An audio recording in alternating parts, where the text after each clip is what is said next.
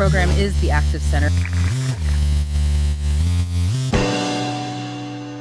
Imagine buying a historic house, right? You walk in, and right there in the foundation is this massive, undeniable structural flaw. Yeah, that's a pretty rough start. Right.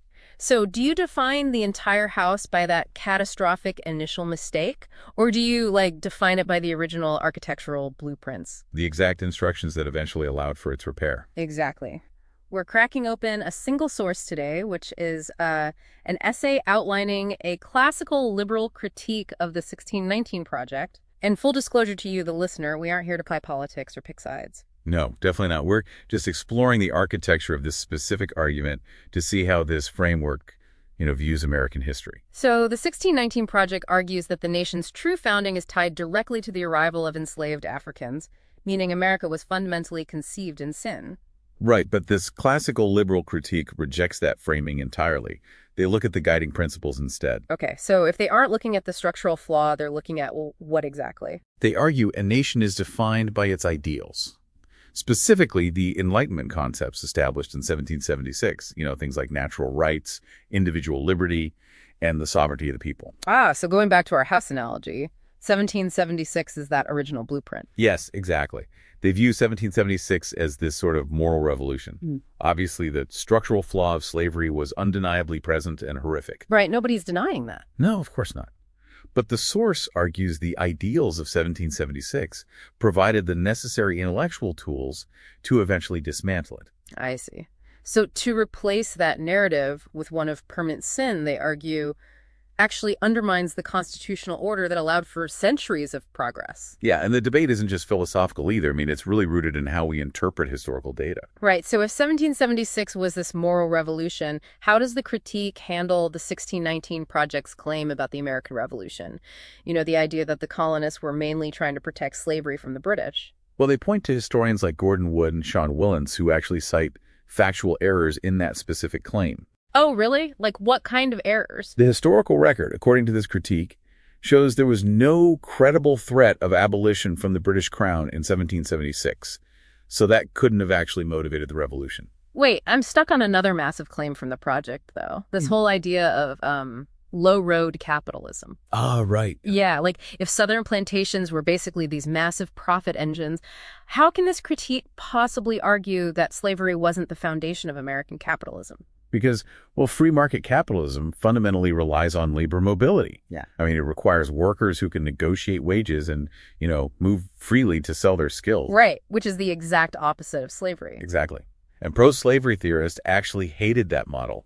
Their entire economic system relied on captive fixed capital. So they didn't even view themselves as capitalists. No, they really didn't. They saw the free market as a system inherently at war with slavery. Wow, that's a fascinating distinction. But let's bring this out of the academic double for a second. Why does arguing over historical frameworks matter to everyday people? Because it directly dictates what we teach high school students. The critique raises major pedagogical concerns about using critical theory as the primary engine for civic education. Meaning, an overemphasis on oppression. Yes, and specifically the risk of fatalism. If you teach students that history is just a dialectical struggle, meaning a constant zero-sum war between oppressor and oppressed groups, you run a big risk. The risk of them feeling like they're merely products of systemic forces? Exactly. They basically lose their sense of agency. So they're told their individual choices don't matter because the system is just rigged against them from birth. Yeah, that is the fear. The critique argues this framework exacerbates social tensions instead of building national unity. Okay, so what's the alternative they propose then? They advocate for a liberty-centered reading of history, which, to be clear, doesn't mean ignoring the past. It fully acknowledges the profound moral failure and the enormity of slavery. Right, so it continues to honor the founding texts as glorious liberty documents while admitting the flaws. Yeah, it's about recognizing America's profound contradictions without completely discarding its Enlightenment ideals. So a balanced education, according to the source, treats history as an ongoing struggle to actually realize those principles. And they believe that an honest yet hopeful narrative is what future citizens really need to maintain a functioning democracy. It's a heavy topic, but it is vital context for understanding how we talk about our own history. Absolutely. We want to leave you with this provocative thought to chew on today.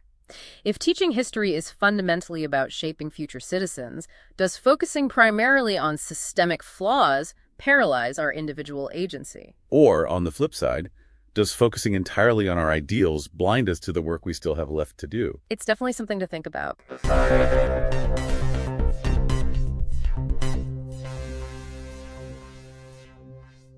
Hello, and thanks for listening.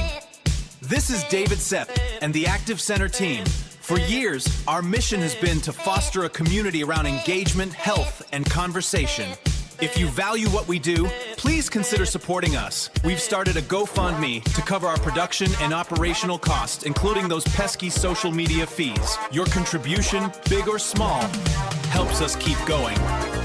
Thank you.